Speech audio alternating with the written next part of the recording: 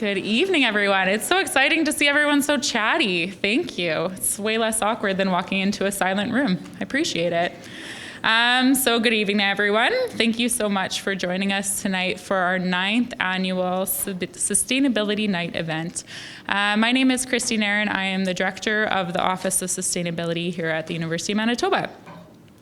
I truthfully cannot believe that we have planned 9 of these events. It has taken various forms over the years. It's survived online times of COVID, and now it's bounced back with some record attendance. And I'm so happy that everybody is here upholding the original intent of the event, and that is to bring together our community around sustainability. So thank you so much for being here. Before we move on to the event, I'd like to start with a land acknowledgement in the form of a little bit of a reflection. So last week I attended the Elder and Traditional Peoples Gathering here at the University of Manitoba, and Vanessa Lilly, in her opening remarks, talked about the 3 R's. And being in sustainability, I automatically thought about reduce, reuse, and recycle. And that is obviously not the 3 R's that she was talking about in that context. So the first R that she was referring to was respect. By acknowledging that the University of Manitoba campuses are located on original lands of the Anishinaabe, Innuak, Anishinaabe, Dakota Yate, and the Dene, and on the national homeland of the Red River Métis, we're showing our respect for these nations, to the people, and to the history that came before us. By acknowledging that the water we consume comes from Shoal Lake 40 First Nation, and the electricity that powers our campuses comes from generating stations on waterways within the original lands of Indigenous people across Manitoba. We are showing our respect and gratitude for the sacrifices these communities have had to make for us to enjoy these luxuries. The second R that she spoke about was responsibility. It is all of our responsibility to work towards reconciliation. By dedicating myself to furthering my understanding of the truths and impacts of colonialism on Indigenous peoples that are ongoing today, I'm taking responsibility to move forward in a good way. And the last R was reciprocity. Our work within sustainability strives to meet the needs of today without compromising the needs of the future by balancing the social, economic, and environmental well-being of all, giving back as much as we take away in a circle of reciprocity. We cannot achieve sustainability without actively pursuing reconciliation and reciprocal relationships. So along with reduce, reuse, and recycle, I am now going to carry respect, responsibility, and reciprocity in how I approach my work and our work in the Office of Sustainability at U of M. I'd now like to call upon Raman Dhaliwal, the Associate Vice President of Administration and the Chief Risk Officer, to welcome.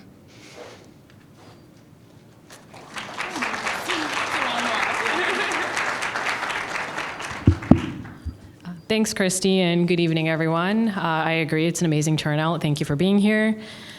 So every generation faces defining challenges, moments that force us to rethink how we build our economies, how we support our communities, and how we protect the world we share. Sustainability is one of those defining challenges for our generation. For decades, we have understood that the future of our economy and the future of our planet are deeply connected. But what we are seeing today is something different, a growing recognition that the decisions organizations make now will shape the sustainability of our communities and our environment for generations to come.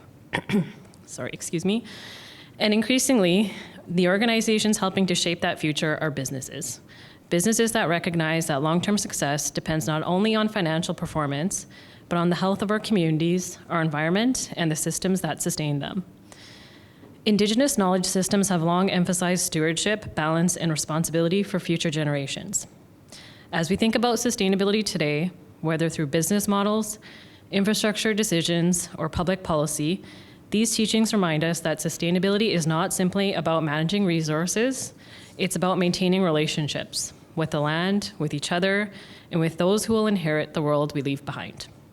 Thank you all for being here tonight for Sustainability Night. Thank you to Christy Nairn, Director of the Office of Sustainability, and her team for putting this event together, along with the Asper School of Business.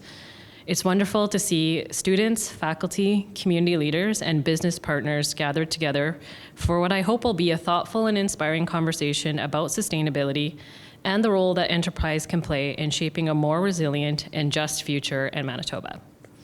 This evening is particularly meaningful to me because it brings together two parts of the university that have shaped my own journey: the Asper School of Business and the sustainability work taking place across our institution. Many years ago, and I mean many, many years ago, I sat in classrooms here at Asper as an undergraduate student, learning about markets, strategy, and finance. At the time, sustainability was rarely part of those conversations. Business was often taught as something separate from environmental responsibility. Over the course of my career, however, I've seen that change dramatically. Today, organizations across sectors are recognizing that sustainability is not just an environmental issue. It is fundamentally connected to long-term resilience, responsible leadership, and economic prosperity. At the University of Manitoba, we see sustainability not simply as a program or initiative, but as something that must be integrated into how institutions plan, invest, and make decisions for the long term. Within our portfolio, that means thinking about sustainability through the lens of capital planning, infrastructure, and enterprise risk. Through our long-range capital planning, we are weaving the targets from the University of Manitoba's Climate Action Plan into how we think about the future of our campus and our infrastructure. The buildings we design, the energy systems we invest in, and the infrastructure decisions we make today will shape our environmental footprint for decades to come. At the same time, sustainability is increasingly understood as an enterprise risk consideration for organizations. Climate change, energy transitions, and environmental impacts are not only environmental issues, they are strategic considerations that affect how institutions operate, invest, and prepare for the future. By integrating sustainability into planning, infrastructure investment, and risk management, institutions like ours can help ensure that we are not only responding to today's challenges, but building resilience for generations that follow. But universities can't do this work alone.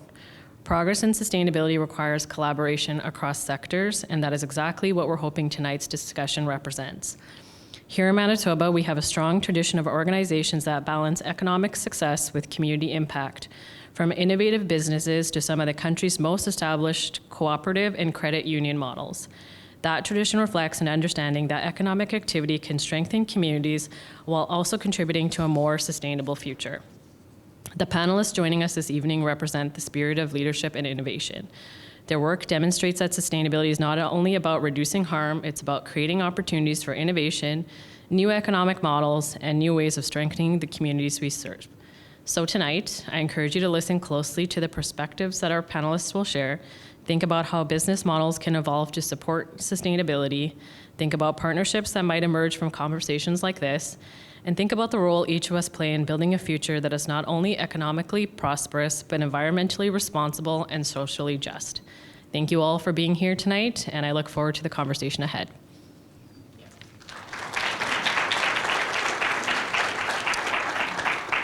Thank you very much, Raman. Before we get the evening rolling, how many of you have been to a sustainability night before?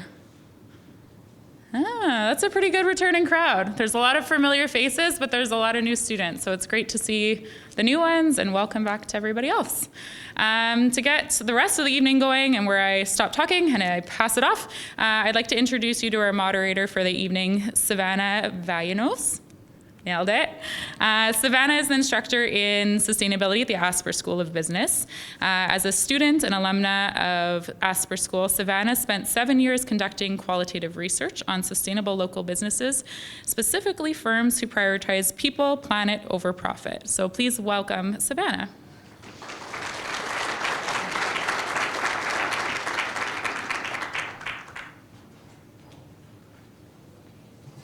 It's gonna have to come down. Okay. All right, thank you, Christy. Good evening, everyone, and welcome. Thank you all for being here and for joining this conversation on sustainability in business. I would also like to thank the Office of Sustainability for organizing this event. Sustainability has become an increasingly important topic across sectors of organizations. Traditionally, business success has often been measured primarily in financial terms, but today, more and more organizations are recognizing that long-term success also depends on how we care for the environment, support our communities, and create systems that allow both people and the planet to thrive. Sustainability in business is about thinking beyond short-term profits and considering the broader social and ecological impacts of the decisions that we make.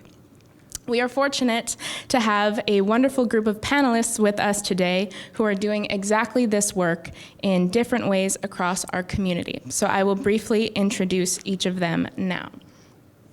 One thing I want to note, I'll note it a couple times, hopefully, if I remember, throughout the night. If you have questions that you would like to ask our panelists, there is a Menti QR code that we will show a couple of times for you to submit your questions. So feel free to scan this code to go to Menti and submit any questions that you might have.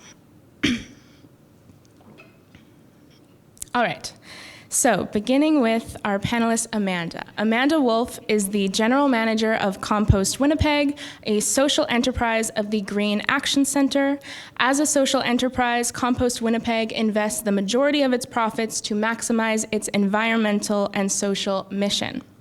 Amanda is a professional engineer with 20 years of experience in the environmental field, including work in the public and private sectors in water treatment, waste reduction, and organic waste management.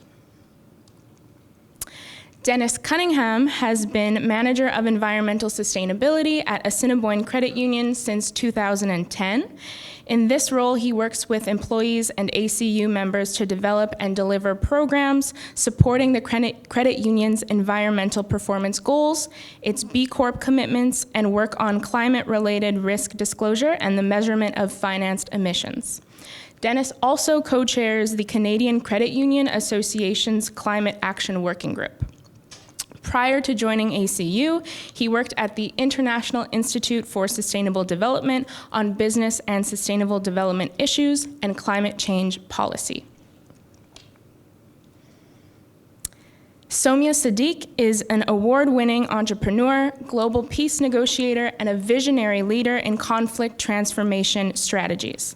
She is the founder of Narratives, Kahani, and Ravayat, where she pioneers storytelling-driven solutions for change. A sought-after keynote speaker and conflict readiness strategist, she blends business acumen with cultural wisdom. Her debut novel, Gajara, is a powerful testament to the role of storytelling in fostering resilience rooted in identity and ancestral strength. And last but not least, Peter Hill is the Food Hub organizational strategist and sales and delivery coordinator for Fireweed Food Co-op here in Winnipeg. Fireweed is a nonprofit, multi-stakeholder cooperative made up of producer and community members.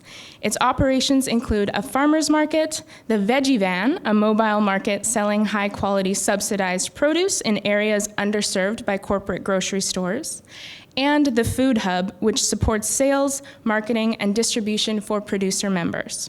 Peter joined Fireweed in 2022 and is particularly drawn to the collaborative aspects of the cooperative model as an alternative way of organizing economic activity. Please join me in welcoming our panelists.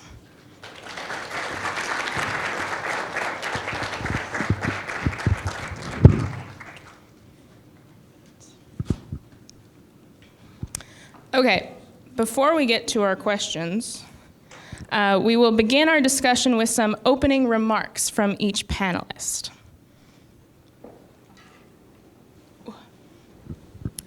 Does anyone feel particularly inclined to begin? There's 2 microphones here if you'd like to begin. Dennis? Good.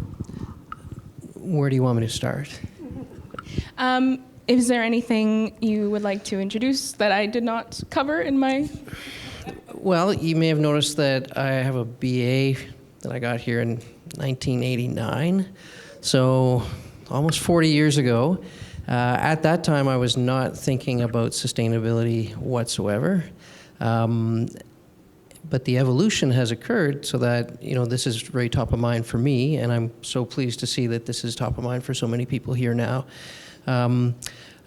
Honestly, I think the conversation that we're going to have will be, I think, pretty illuminating for everyone, and hopefully the perspectives that we share are of value to sort of the students as well as the instructors that are here. So I look forward to sharing whatever wisdom I've accumulated over a few years, as we'll see where that goes. Thanks for having me on the panel. And so I've also, I've had a career in sustainability. I've been passionate about environmental and the environment for a long time. I started my career in environmental consulting, and that's actually where I met Somia a long time ago. And yeah, so it's been a journey.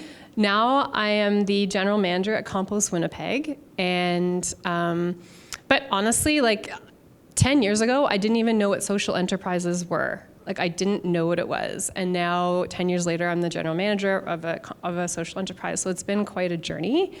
I guess I also wanted to acknowledge although social enterprises and social purpose organizations might be formally a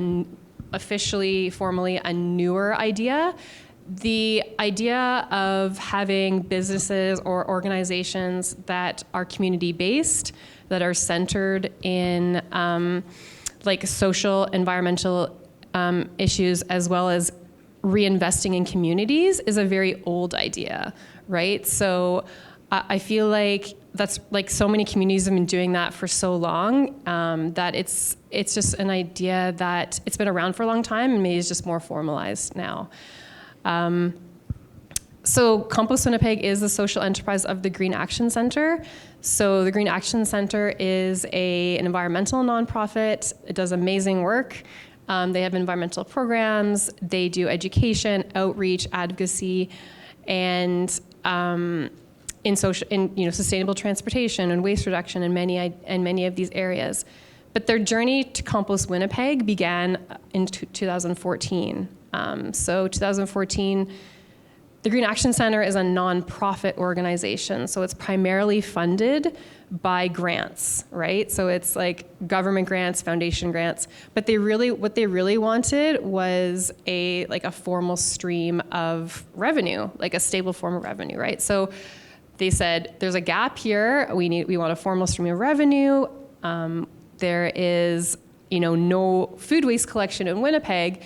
That really fulfills their mission. So what they did is they created this social enterprise, which is essentially a program that generates revenue for the nonprofit, right? So it started really small with one person and a bike trailer, picking up food waste from businesses in Winnipeg. And now 10 years later, we're just about to celebrate our 10-year anniversary this year in April. We're 13 people. We have a food waste collection company that basically collects food waste. We've just surpassed 10,000 tons of food waste collected, and also generating revenue for Green Action Centre, several $100,000 for Green Action Centre over the years. We have a thriving social enterprise, and just it was a journey, but social enterprise does just bring so much value to communities, right? So that's a bit of an introduction about me and about Compost Winnipeg and Green Action Centre. So looking forward to the conversation. Good evening, everyone. I was a little flowing in your story there. So I'll say maybe a couple of things. It struck me. Well, first thing I'll say is it was interesting to see the year we graduated up there, right next to the name.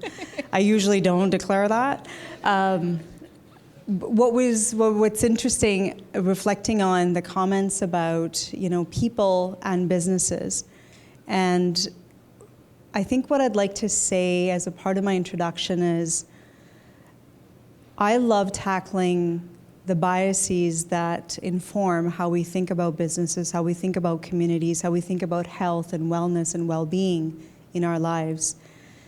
People are not separate from businesses. I'm a graduate of the Faculty of Environment. I became a member of the faculty when it was not quite a faculty yet. So I was actually one of the first graduates when it became a faculty.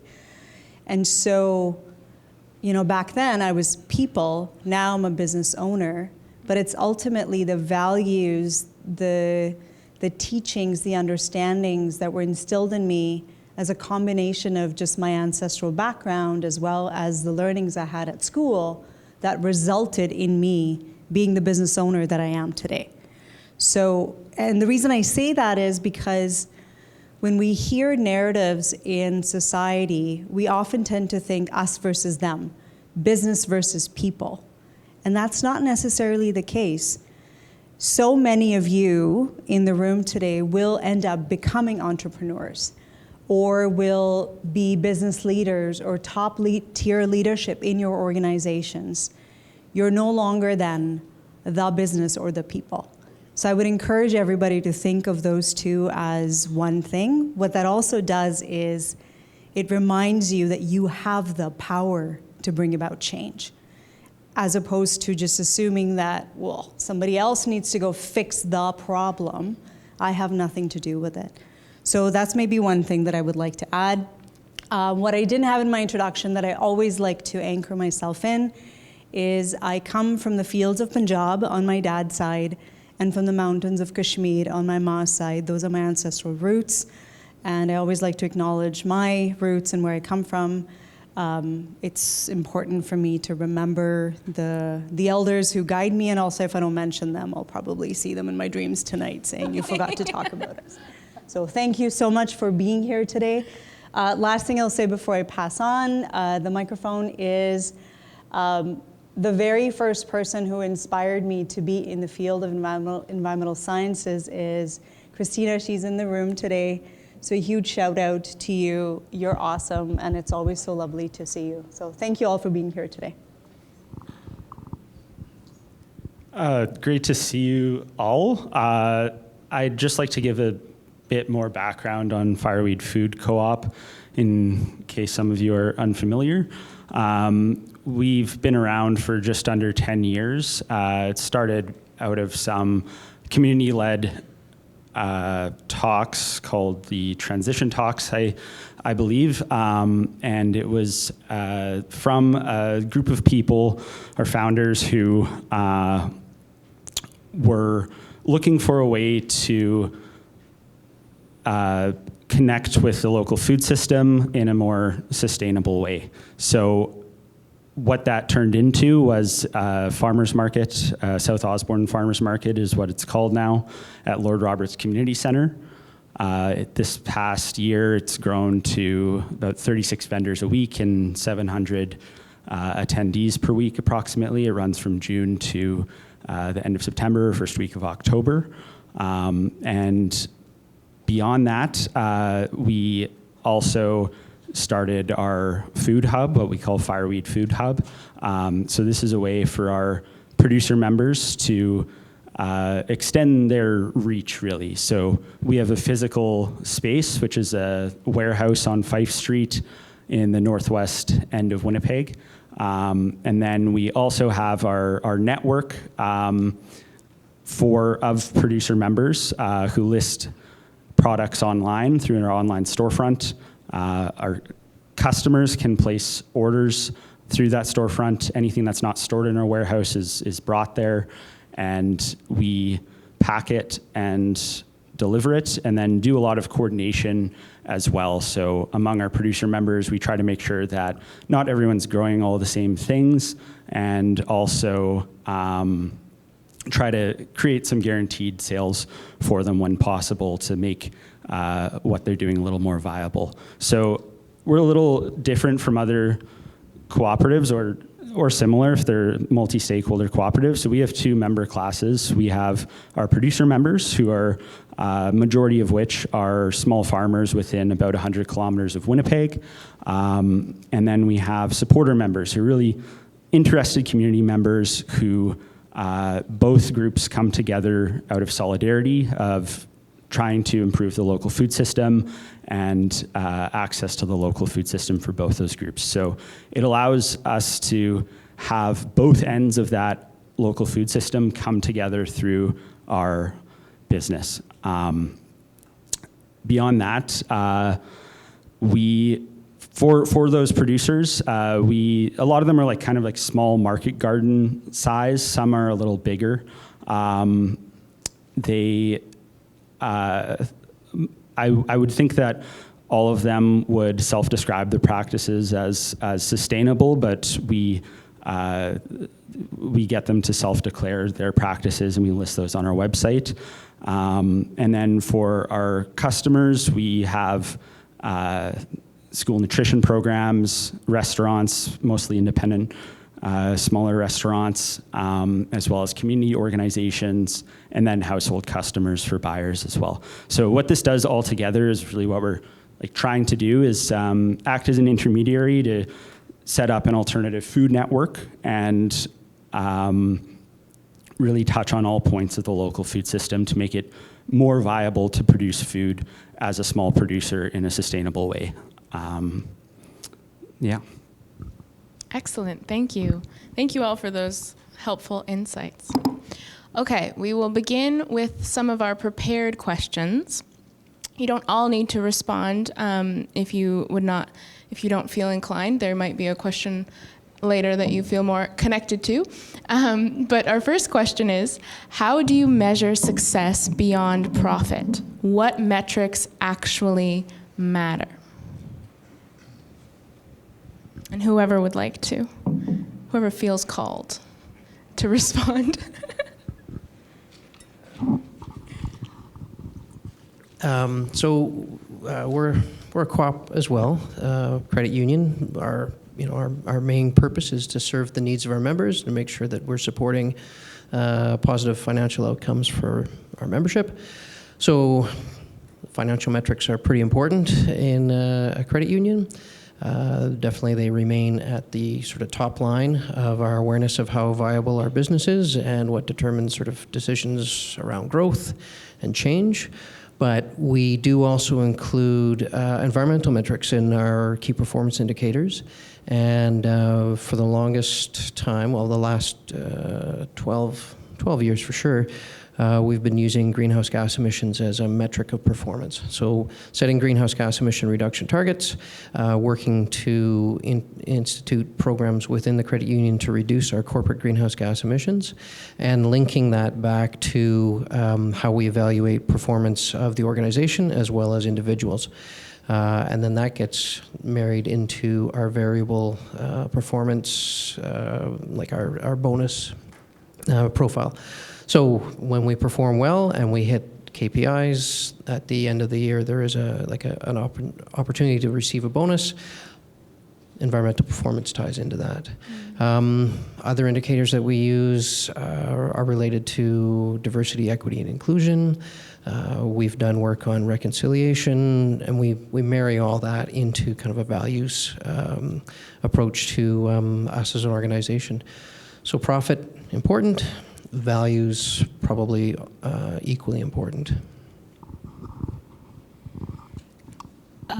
This is an interesting question. I think that I'll add to Dennis's as well that so in some ways it's really hard to measure the things that value the most. So I'm sure you all know that a social enterprise or a social purpose organization, their social purpose or environmental purpose that's the reason they exist, right? So they are, Compost Winnipeg does make revenue, for example, but we have to reinvest at least half of our profits back into our social and environmental mission. So there are a lot of other indicators like greenhouse gas emissions that we measure. We measure food waste diverted and financial indicators, but if you're a social enterprise, many social enterprises in Winnipeg and Manitoba, they do things like training people with multiple barriers to employment, right? So they're training people, getting people employed, and you can measure that as a job, that a person employed or somebody trained, but how do you measure the actual value that is created for that person's life? And how do you measure even just financially, someone who had multiple, who maybe was homeless now can find a job, but then maybe they're staying out of the justice system, they're staying out of the healthcare system, maybe they have family reunification, children out of the child welfare system. So how do you measure, even financially, the savings in many other areas, like these justice and healthcare systems, and the value added to like somebody's life? Like they now have their family back together. It's actually a really interesting question about how you can measure these things that are very hard to measure, but still provide like incredible value for our society. So I don't have an answer yet, but we need to work on that. Yeah. I feel like we're all feeling called to answer this question. Fine, that's okay. So, you know, metrics are a double-edged sword, because just building on what Amanda was saying, how do you measure the impact on someone's life? And my background is an impact assessment, so there's lots of ways you can measure all sorts of impact, and ultimately it's also about how well you can tell the story of that impact. So we want to be really mindful of, when you read a really good impact report, what's actually behind that report? What are you actually seeing? What is actually important? So there's that to be mindful of. A lot of the things that actually matter, you can't really measure, because measuring them would be a little bit icky. Yeah. And I don't have a technical way to say that. So for example, like Narratives, and I realized I didn't even talk about who Narratives is. So Narratives is a planning and design firm. We are a for-profit consulting company. Our model that we think about when we think about sustainability, so we're members of the UN Global Compact. We report our analytics based on their KPIs, if you will. We provide services on an equity scale. What that means is we have several clients who we provide services to pro bono. We provide services, if it's an industry client, they pay industry rates. If it's a nonprofit client, they pay different rates. They pay what they can. So we are very much a pay what you can type of an organization. When I think about what matters as an indicator, one of the indicators for me as the founder of the organization is how many of the communities that we work with want to continue to work with us. And that's a really important metric, because for us, relationships are at the heart of everything that matters. So, and relationships are tricky. You all have families, you all know how difficult it is to manage that one auntie you can't get along with, right? So relationships are challenging. So for us, the fact that we can somehow navigate conflict with a client and still continue to find ways to work together is a really important metric. Do we actually measure it though? Not really. At the end of the year, I could probably say anecdotally, we would get together and talk about those relationships. So yeah, I think I'll just leave that there, that there are a lot of things in the world of sustainability. They're the usual indicators, you know, how are you doing on your greenhouse gas emissions? How much waste are you recycling? What does that look like? So all those metrics are important, but there's so many metrics that go beyond the metrics of human experience. If we're doing, so one quick example, I said I was gonna stop, and then one quick example. A few years ago, we were asked by one of the nations that we worked with, their dilemma was a nuclear facility, a waste disposal facility was being proposed in their territory, and they wanted to talk about how each of the options that was being presented was going to impact their psychosocial well-being. Now, the challenge with a lot of the traditional approaches to assessment is, how do you measure psychosocial? How do you measure psychological well-being for a nation? Long story short, we ended up creating a methodology, worked with a clinical psychologist, a team of wellness professionals, and many others to come up with a method that could actually stand the court test. So the outcome of that process was we were able to design something for this nation that they were able to successfully use in court to be able to protect their territory.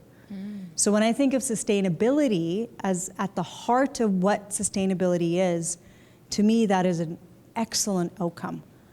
Did we measure that at the beginning, or did we conclude that? Not really. So there's lots in sustainability that is still a little bit tricky to measure. Yeah, that sounds good. Do you feel called, or That was so well said. It's tough to follow. I would just add that similarly, a lot of what we care about and think we're about is very hard to find metrics for. I think a lot of it would fall under more qualitative data, and then as a co-op, a lot of that might happen through instant feedback from our members, so that we're able to get in touch with on a daily basis, and then otherwise nothing to add there. Yeah. Thank you. All right, so our second question is, in your opinion, what is the hardest part of operationalizing sustainability? Is it related to perhaps the supply chain or consumer behavior, infrastructure, regulations? What aspect do you find is perhaps the bottleneck?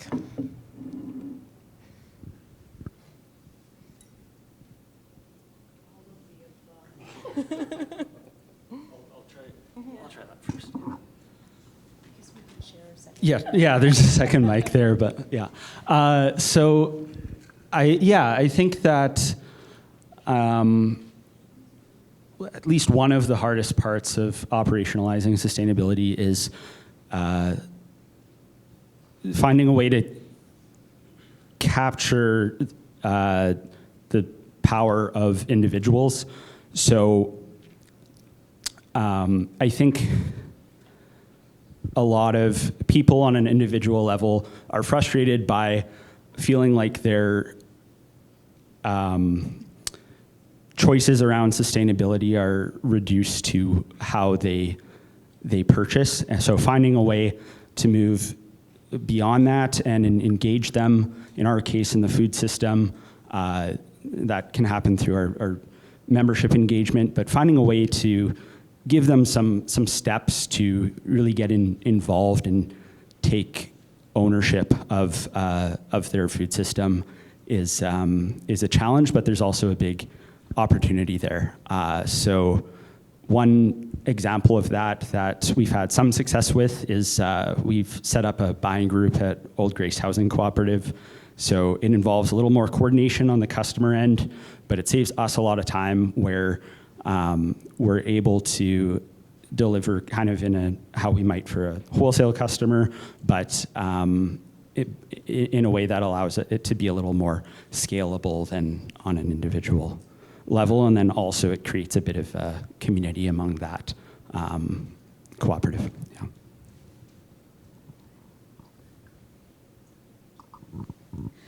Yeah, I sort of jokingly said all of the above, and I do think it's all of the above. So I'll speak in a bit of a global way on this. When I think about sustainability, I think one of the hardest things is human behavior.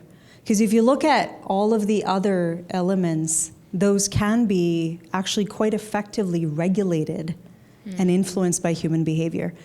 And one of the most powerful indicators of that was during COVID, the pandemic. We were able to change a lot of things about policy, regulation, how supply chains worked, how they didn't work in very, very short periods of time because it was a crisis. So to me, that says it's possible. It's where there's a will, there's a way. So that is important. What I'd like to sort of focus in on when I think about human behavior, though, is coming back to what I said earlier, to believe that we as people, each of us as individuals, have the power, have the agency to be able to influence change. I'm a peace negotiator. I'd love some global world peace, but man, we're not getting there anytime soon. So when I think about my power to change, I also need to be realistic about what is it that I can change. What I see every day is, so sustainability, one simple example. So a few years ago, we had a great conversation with our team members about What should we do to internally foster a greater, deeper culture of sustainability? And it was a little bit entertaining for our team because our team is really good when it comes to sustainability. Like, we've got lots of initiatives. Everybody uses either public transit, or they're cycling to work, or, you know, when it comes to food waste and recycling and emissions and so on. And we're very intentional about it, and there's always room for improvement and whatnot, but we're very intentional about it. Anyway, we asked the question, and one of the answers, one of the ideas that came out of that was we should all go tree planting as opposed to, you know, for a team retreat, instead of getting together and going to Fort White, and that was sort of the example that this person shared. We should tree plant, and there's lots of really good social enterprises in our city who do that work. We're like, brilliant, let's do that. A few months go by, we set up that, and nobody came. And we were blown away that nobody came. And so we thought, wait a second, what did we get wrong here? Because clearly we missed it. Did we pick a bad day? You know, there's childcare, there's all sorts of reasons that people wouldn't come. When we dug deeper, and this is a bit of a hot take vibe here. When we dug deeper, we realized people didn't come because they wanted to get paid to be there. They didn't want to volunteer. And I didn't see that coming. And in hindsight, like, we could have been a paid day, but what that told me was people want sustainability, but they don't want it at every cost. So when I talk about human behavior, I think we need to not assume that everybody's on the same page when it comes to sustainability. If as a business we want a sustainable business, we need to take the time to understand where everybody's at, what their motivations are, why do they want sustainability, and then meet them there. And then collectively try to nudge, push people in the right direction. I'm going to try the other mic.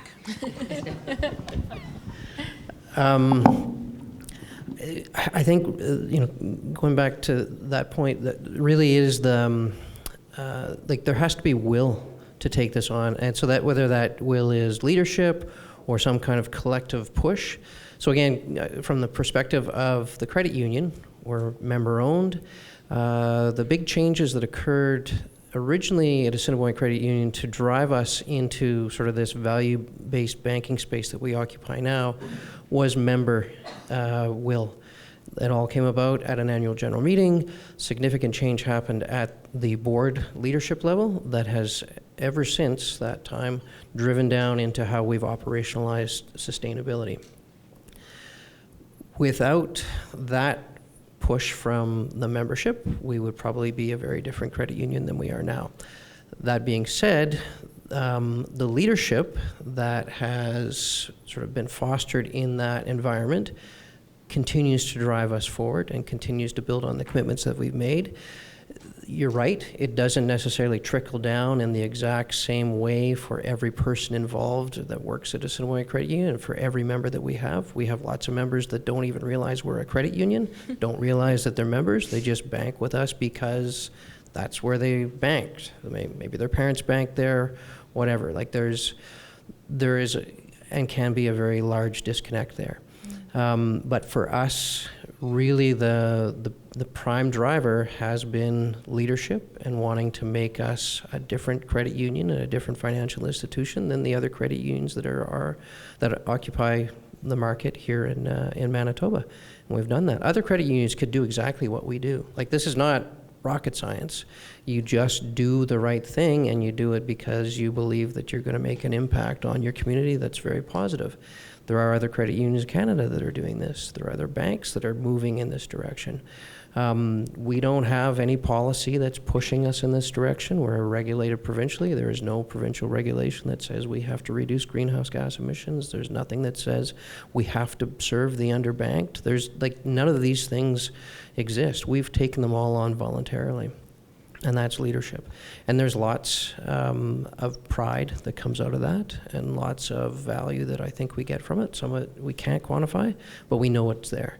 I would love to see policy levers applied that would then start kind of leveling the playing field, or at least, encouraging greater action. Because there are so many things that we need to have an impact on that we can't right now, because consumer choice, sort of goes one direction. Where we should be going is a different direction, so those signals aren't there. So, for us, yes, it has been, I think, kind of leadership and a commitment, like a deep sort of mission-driven commitment to see this happen. Thank you. Works. Profound insights. Okay, I think we have time for one. Where's Jesse? Where are you? One more? Okay, good. One more prepared question. What advice would you give future business leaders who want to embed sustainability from day one?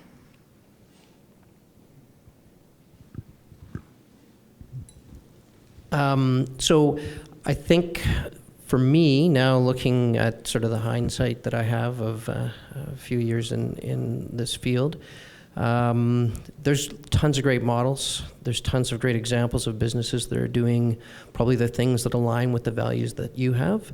Look and see how they've started their journey, where they are now. We're a B Corp.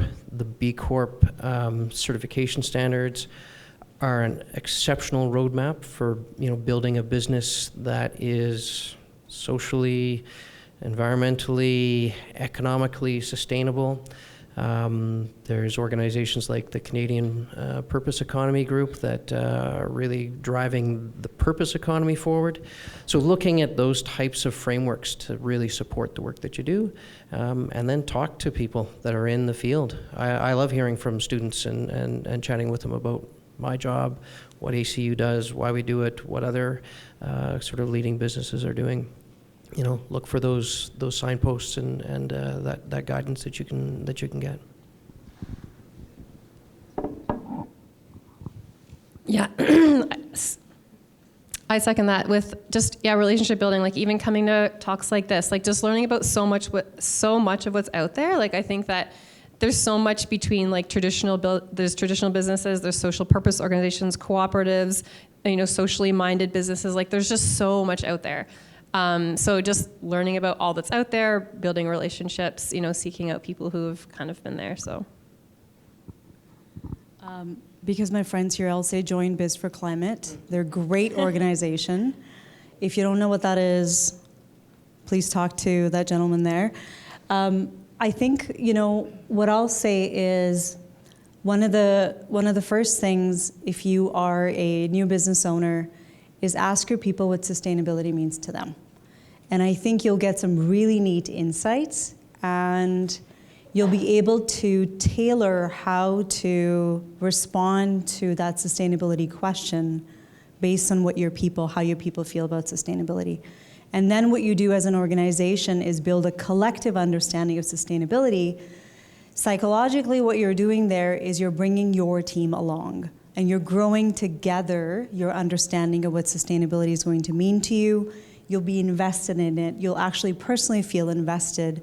And when you see the results from that, they will matter so much more than sort of leadership telling you we need to be a sustainable organization and here's 3 things we're going to do this year. So work with your team, work with your people, build that understanding together. I would say to consider the cooperative model. I think the cooperative model is uniquely suited for sustainable business in the way that it centers people, and I think it's a very exciting model in that there's tons of great examples out there, and that's it. Wonderful, thank you. Okay, I think we have some time for questions from the audience. I'm just going to put this back on the screen if you'd like to submit any questions you might have. They're there. Okay. Perfect. Okay. Do I come there? Okay, perfect. Okay, and maybe how we'll do it. These are the top ones. You can choose from these, not these ones. Gotcha. Okay. Okay, maybe how we'll do it is if one person can respond to each question, maybe. Okay, so the first question is, what was the turning point in your life when you decided to truly commit to sustainability? And what fascinated you about it that made you think, I want to do this with my life? Very easy question to respond to.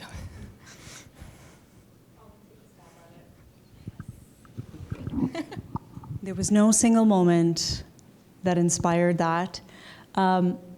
I think for me, sustainability was always this hot button issue for me.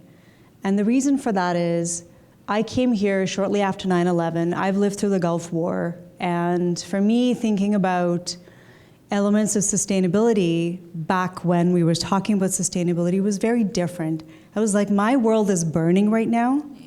And the last thing I want to think about is recycling. And that's a lived reality for many people around the world, right? And as our communities get more diverse, we have to be mindful of that. So for me, it was a little bit tricky that way.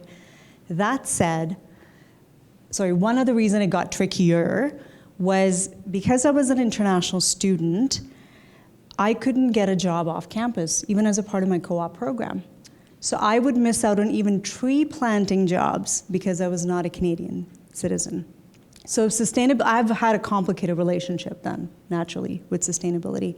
That said, the more I started learning about environmental sciences, and especially the way that it was being taught in the program, the more I realized that the environment, how we understand the environment in North America is actually quite similar to how I grew up understanding and connecting with Mother Earth. So for me, that was a really pivotal point in my life where I thought, aha, so it's not about recycling, and this is no diss to recycling. It's not about recycling, it's about honoring the lands we come from. It's about honoring the earth that feeds us. So it was a bit of a journey, but once that connection came for me, then I knew that there was something more. There's a deeper way for us to live than to just cruise through life. Thank you. That's very beautifully said. All right, the second question is, how do we be realistic about the change that we can make when in reality it's the billionaires and large corporations that are controlling society?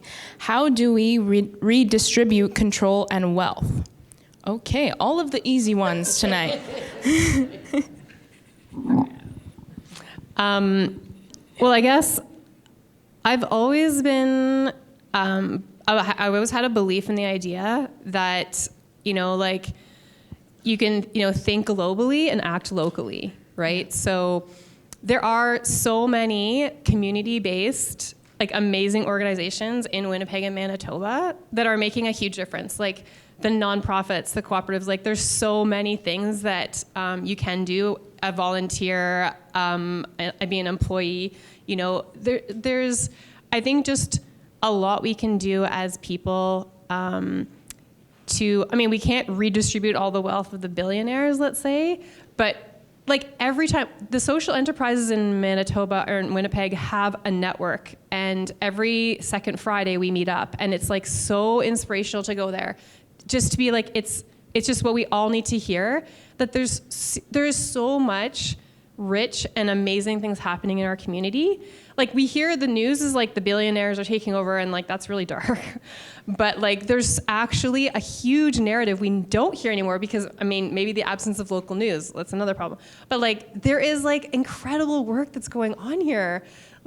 If you just, so many of you are involved in it, and it just, seeing what's going on in our local communities, being part of that, they say that if you shift, if by doing something, then you're shifting the energy of people around you, and it's just, there's so much going on right now in community that is so inspirational. So I encourage you all to have, keep doing the work. So. Sure. Yeah. if you're not a member of a credit union, you should be a member of a credit union. And I say it a little facetiously, but I also genuinely believe that. So you're a member, you have a vote, you have you have the responsibility as a member to, inform the decisions that are being made. If you belong to if you're a client at a bank, you're a client. Credit unions are local, just like social enterprises. The money that you invest in a credit union stays in the local community. So I can't think of any billionaires in my credit union. So clearly we're doing something right. So yeah, and it doesn't have to be my credit union. I don't care what credit union you belong to. Just join a credit union. If you want to join our credit union, then talk to me. I'll hook you up. But honestly, think about where you bank, because your dollars, have impact. Thank you. Okay, it can be really challenging to find these businesses that reflect my values. How do I navigate these challenges?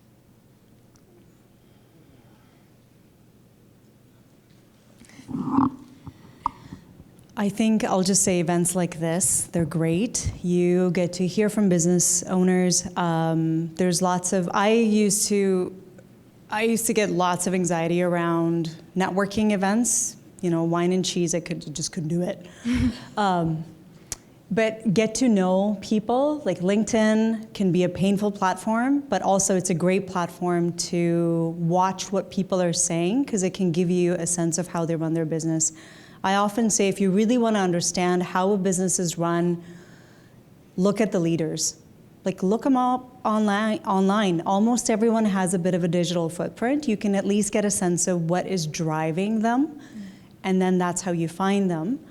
And then if you do find people, get to know them a little bit better. And it's super scary to put yourself out there.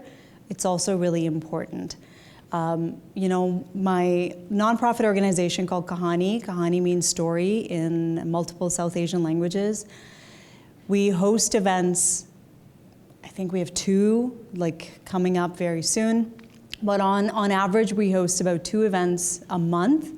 And it's ultimately about bringing people together to reflect on deeper things in life, like belonging and identity, and how do you find your place in society, and how do you make a change.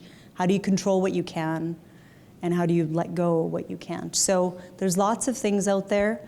It can get a little noisy, but you have to test the waters a little bit and see what you can find. Mm-hmm. Do we have time for one more? Perfect. Okay. Can you comment on the role that businesses should play as leaders in the community, and to be vocal on key environmental and social issues?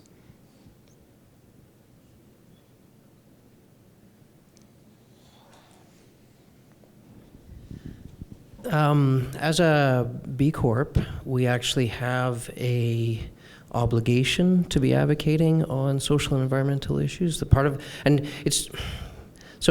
It's not a checklist kind of item. It's something that we need to do to affect the change that we want to see, that will generate sort of the space for more businesses to become B Corps, to create the environment where governments feel comfortable introducing policies that might be a little bit more challenging for other businesses to accept.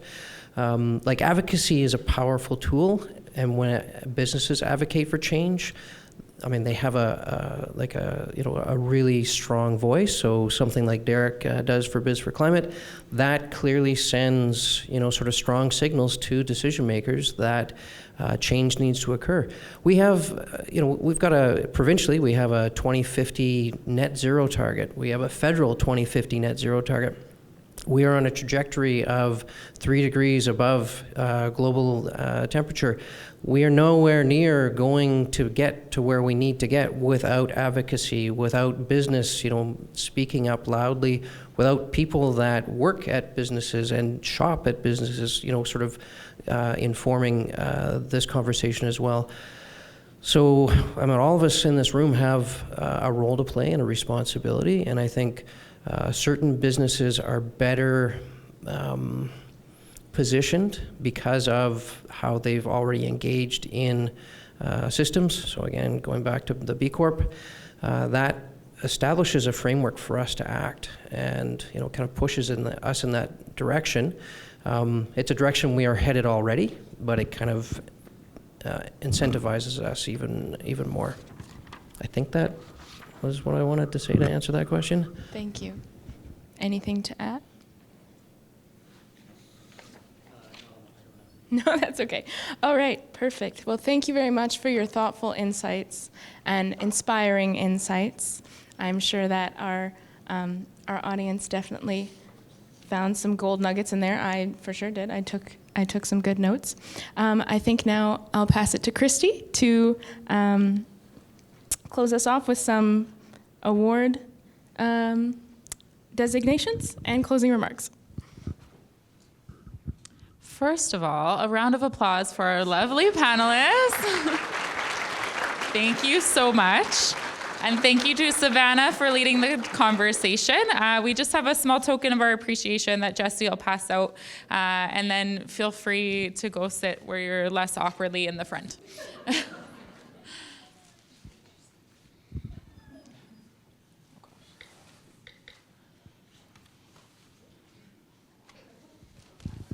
Bear with me for a second.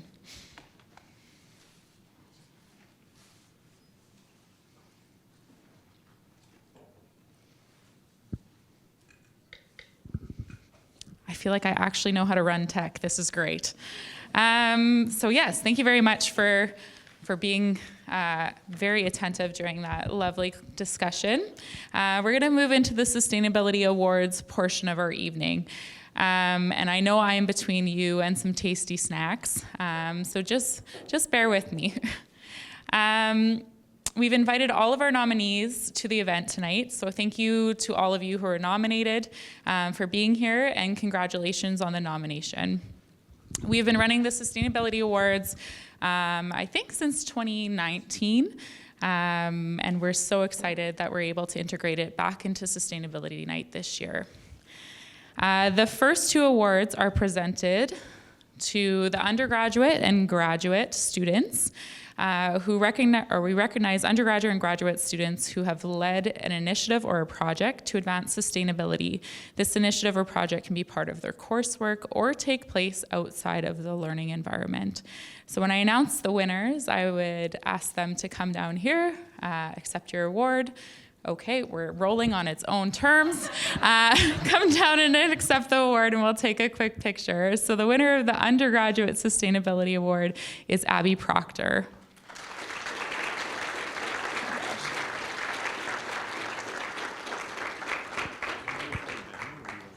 Yeah, we can do that, yeah.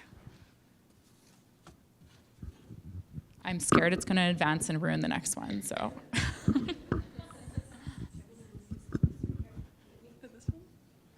Congratulations. Thank you. Do you want it in? Oh, she really did that. Appeared out of nowhere.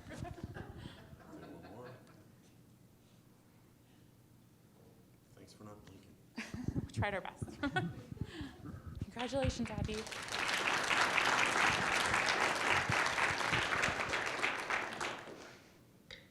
It did not advance the slides. This is great. So a little bit about Abby's big win. Abby is a dedicated environmental economics student whose leadership as the president of the Economics Society has helped spotlight the vital connection between economics and environmental sustainability. She recently represented Manitoba at the local conference of youth in Toronto, contributing to Canada's national youth statement for COP30. Through her co-op placements with the Canada Water Agency and Environment and Climate Change Canada, Abby supported major initiatives, including the Arctic and Northern Strategy and the NUNGAT policy. She plans to continue her advocacy by pursuing environmental law after graduation. Congratulations, Abby.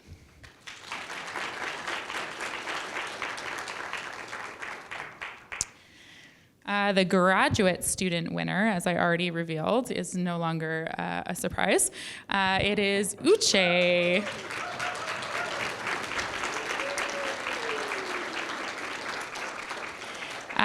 Uche is a champion for food security and biodiversity on campus. After identifying high student food insecurity and low campus biodiversity, Uche mobilized students, faculty, and staff to take action, leading large-scale plant growing initiatives, organizing student planting circles, and establishing community food gardens and food forests. Through his advocacy on GSA and Senate, his work supporting ecosystem restoration courses, Uche has strengthened access to culturally relevant food and expanded hands-on sustainability learning at U of M. Congratulations, Uche.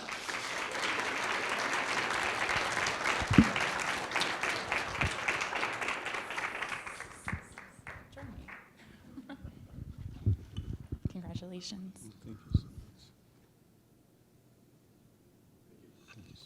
Congrats.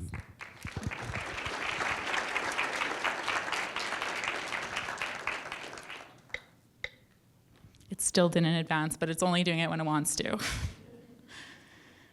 Next up is the Faculty Award, which recognizes an individual who has demonstrated exceptional and continuous integration of sustainability into their teaching, research, and engagement activities. This individual creates engaging opportunities for students through experiential learning, course design, innovative research, and assignment creation. The Faculty Award goes to Panam Mehta. Oops.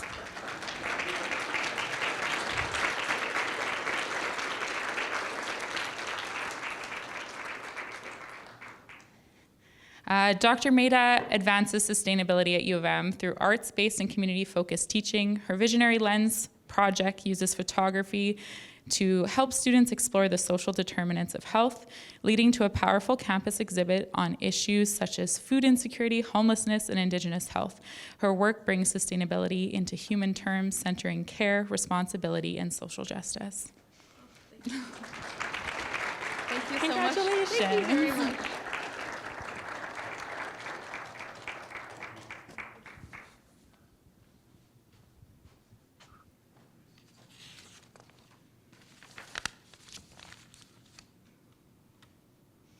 Okay, the Staff Award recognizes an individual staff member's efforts to educate, advocate, and advance sustainability within their department and/or unit. And this person shows a keen interest in campus-related activities and sustainability as a whole. And I think I already ruined this one again. The winner is Lisa McPherson.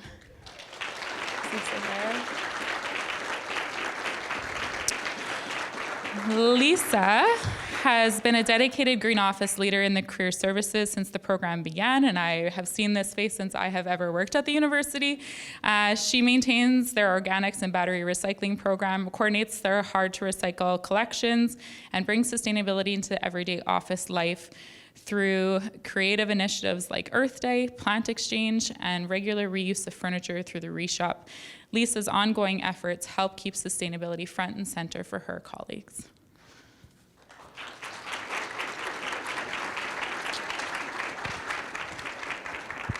Congratulations.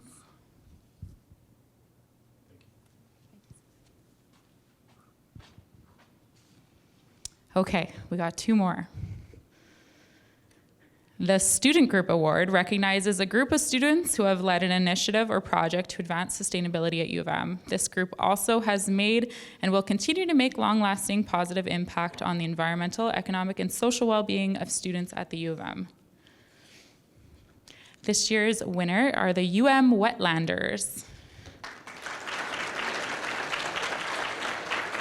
Okay. And I think we have a couple representatives, but I'm glad one is at least here. The UM Wetlanders Club has been enhancing campus biodiversity for over 5 years through their hands-on work constructing, maintaining, and monitoring wood duck boxes and duck tunnels on the Fort Garry campus. This past year, they expanded their impact by hosting the Great Canadian BioBlitz, leading guided walks and river cleanups, and creating opportunities for students to connect with wetland conservation experts. The group also engages the campus community through active social media outreach, a logo design competition, and ongoing recruitment events. And it says they've been doing duck boxes for 5 years, but I've almost been here 10 years, and I think I've always been involved in duck boxes with the UM Wetlanders. So congratulations.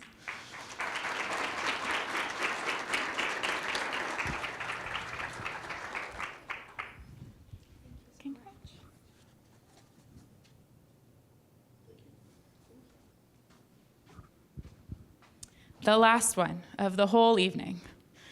The Collaborative Award recognizes a unique collaborative effort between students, faculty and staff, and community members to integrate sustainability into a project or initiative. This unique category puts an emphasis on interdepartmental interactions at U of M in efforts to find solutions to sustainability-related challenges. The winner this year is the Center for Advancement of Teaching and Learning, specifically these folks who are the green team.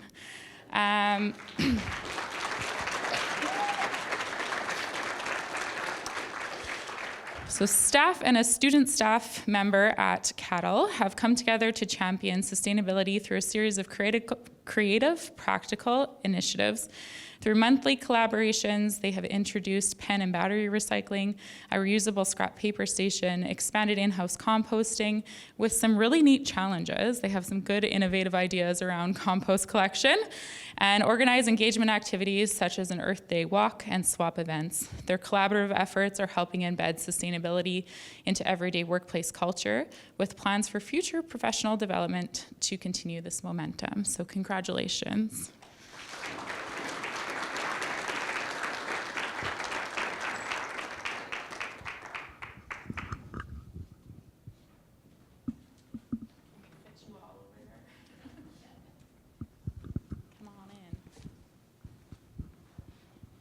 Congratulations.